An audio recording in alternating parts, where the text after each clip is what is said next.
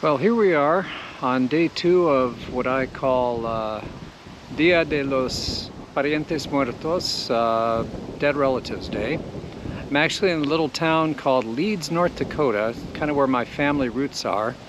And I'm standing at a corner here, which is interesting because a lot of things happened from my past all in this little spot. Not so much me personally, but every 2 years when we lived in Panama in the canal zone, we would get a 2-month, or basically a summer leave every 2 years. The Panama Canal Company would pay for us to travel back to our point of origin where we first left the United States to go to Panama. For us, that happened to be Wyoming, but we would always make detours and travel all across the US. And we'd usually spend 2, sometimes even up to 3 weeks here in the Leeds, North Dakota area. And you'll meet some of my relatives, or at least see their headstones in a bit. But one thing that's interesting is this house behind me actually belonged to my uncle Roger and my aunt Evadine, who lived there for quite a few years. Roger was my dad's brother. And then kitty corner across the street, this little house, it's kind of covered by trees, but this little house was where my grandma and grandpa Baglien grew up, Ben and Jeannette, and my dad actually grew up in that little house. Ironically, my uncle Roger used to joke that he never moved far from home because both the house on this corner and the house on that corner have the same number, 105. So just kind of an interesting situation. And then further down the street, you can kind of see there's some crosses in the yard. It's a little hard to see. That's the Lutheran church where, of course, everything happened. But right across the street was the Catholic church. So this was kind of, I don't know, you could call it just a central, a lot of things happening in this area. And we're going to work our way uptown and kind of just show you a couple other things that I remember from Leeds. A lot that's not here. I think like most small farming towns and all across the country, the past 40, 50 years have been kind of hard on them. But it still seems to be a thriving community. It's just changed pretty dramatically from what I remember as a kid. And I will say one thing that was kind of fun, that's a great memory, is here at my aunt and uncle's house, all through my teenage years and grade school years, we used to have some great picnics in their backyard. And my aunt and uncle Ethel and Walt, that you met while you saw their grave earlier, they would always bring watermelons. So that was their job. They'd drive over from Fargo and bring a watermelon, and we would have a picnic here in their backyard. And the neighbor right behind there was one of my Aunt Evadine's best friends. Karen Beyer is her name. Her husband was a pilot in the Air Force and was shot down in the Vietnam War. I think eventually, like 35, 40 years later, they recovered what was left of him. But she was in kind of an unknown state, not a widow, not a, not exactly, it was just kind of an unknown because he was a missing in action for all those years. And she would come over all the time, just kind of hang out. No one locked their doors. Kind of felt like a little bit of Mayberry. Just people just walked in and hung out. So then on this corner, so I've walked about a block from their house. You can kind of see there's like a park and a playground and everything. This area actually used to be what was back in the 1930s, mid-30s. Leeds used to advertise it as the North Dakota's largest free outdoor pool. And that's why it kind of looks a little sunken. And for about, I think, about 33 until, I think it was maybe the early 70s, they just couldn't maintain it anymore. But this actually was an open pool area, had a sand beach, and it was kind of one of Leeds' claims to fame. I'm going to pause it here as I work my way uptown, and then I'll kind of show you what's up there, and then in a little while we'll go visit the Leeds Cemetery. Well, this is I guess the business district, such as it is, that's left in Leeds. The post office here. All the buildings I remember almost are all gone. There was, in this lot here, there used to be a beautiful city hall and library. It was built probably 110 years ago that, who knows, just kind of fell into disrepair. There used to be a lot of lovely businesses, you know, small businesses, like Fogelson's Meat Market and Pet Singer's Department Store. And up on the corner where that brown brick community center is, used to be Pat's Fairway, which was a grocery store that the floors were so uneven, if you let go of the handles of your cart, they were wooden. It would roll itself about halfway across the store. And then over here on the right, you can kind of see this reddish and the yellowish buildings. That's where my grandfather, Ben, started his insurance business in 1946 and had that for, well, between him and my Uncle Roger, who then ran it for 10 years. It was in town and doing insurance for about 40 years. Pretty amazing. Unfortunately, now it's a funeral chapel and something else, I don't know. But I still remember that as a kid. We would hang out a lot at Grandpa Ben's office. My sister Lynn worked for him one summer in between college years when she was in Texas. And the best thing about when my grandpa had the business before my uncle built a newer building here is the building that it was in had like a large walk-in safe. I don't know if it used to be a bank vault. That was their closet, and I thought that was the coolest thing, that you had these like 18-inch thick steel door to the closet. But this basically is as busy as it gets, I think, sometimes here, and not throwing shade at Leeds or anything like that. But one thing that was fun as a kid, this entire street here would be filled usually every summer with like one of these traveling carnivals. And it was so great. I could be, you know, I could go use the bathroom in my grandpa's office and go out and go ride rides, and I'm sure they were all safe and no issues. And you know, my mom and dad always tell me to watch out for the carnies, of course, you know, that kind of stuff that you got when you were a kid. And then up here, like I say, used to be a lot of different businesses. At the end of this street to the left was the Gulf station, to the right was the Phillips 66 station. Those are both gone. And then there's an implement dealer over where that black trailer is. So a lot of businesses just have disappeared over time.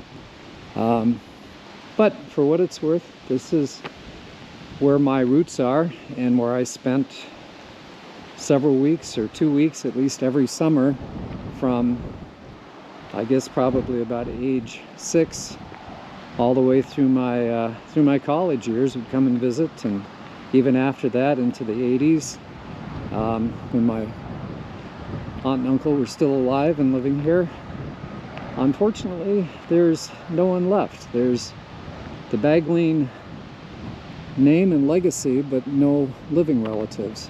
So it's not to be morose or maudlin or anything else or sad. It just is what it is. So I'm going to pause this and we'll rejoin when we get out to the Leeds Cemetery. So I'm sitting here in the campground, the RV campground. It's kind of on the south end of Leeds. Obviously my Honda CRF 250 is in behind me, or as I like to call it, New Hotness. That's its official nickname. I'm gonna go out and ride that today to get to the different cemeteries. But one thing, or two things I was recalling as I was walking back to the campground here is that I was observing the sidewalks, because they were built, most of them in Leeds were built around the mid-30s as part of the Civilian Conservation Corps, which was a huge public works project when Roosevelt was president. And kids, if you don't know what it is, look it up. Anyway, after 90 years, I'm thinking a lot of them have never been replaced. They're starting to just kind of turn into gravel, which is just an interesting note. And then the other thing I was going to mention and forgot, next to where my grandpa's insurance business was, right next door was a place called the Palace Cafe. And that was in existence for decades and decades, probably 40 or 50 years. And the Palace had a couple of claims to fame. One is their booths had these wooden, they were like church pews, but the backs were solid. They went up about, I remember as a kid, maybe I was 4 feet tall, and I couldn't see over the top when I was standing on the seating area. So these things were just this strange tall type of seating. But the other thing the Palace had was you could get, let's see, you could get chicken or you could get steak, hamburger too, 7 days a week or 5 days a week, however often they were open, and you could get fish on Friday. And that was it. Oh, it was meatloaf. That was what it was. It was meatloaf, not steak. So meatloaf and chicken, and then Fridays you could get fish. And that was pretty much their menu. They didn't vary much from it. So anyway, I just wanted to add that. And next stop will be the cemetery.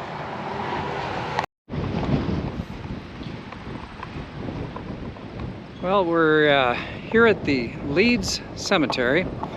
My Uncle Roger, who I'm standing right next to, always used to joke that on this side of the road was where they buried the Lutherans, and then across the road over there was where the Catholics all ended up. I don't know if that's true, but probably. So anyway, here's the family plot, not where anyone other than my immediate family resides, but here's my Uncle Roger's grave, my Aunt Eveline, who passed away not long ago, and then up ahead here is my Grandma Jeannette, who unfortunately I never got to meet. She died 2 years before I was born. And my Grandpa Ben, who had the insurance business in town, that I already kind of talked about. And then here we are. It is a strange thing to see your name, your family name, on a headstone. But what's cool about my family here, and I do like to say hi to them occasionally, is that both my Grandma Jeannette and my Aunt Eveline were principals of the Leeds school system. My Grandma Jeannette, back in the day when you know, women's choices for careers were kind of limited to teaching and nursing or being a housewife and very little else. But back in the 30s and in the 40s, actually I think up until probably about the time she died in 56, she was a principal of all the Leeds schools. So it was the elementary, the junior high, the high school.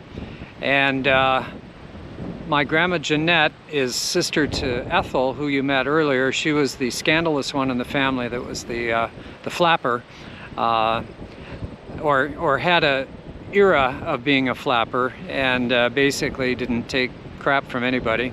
Well, Jeannette was kind of that same way in her own way, and in fact, at one point when she was, my dad was, I think, a junior in high school, and my grandma his mom was the principal, and he did, as he said, something probably really stupid, and she expelled him for a week. There was no favoritism. She just said, okay, out, you know, and she didn't care. She just did things her own way.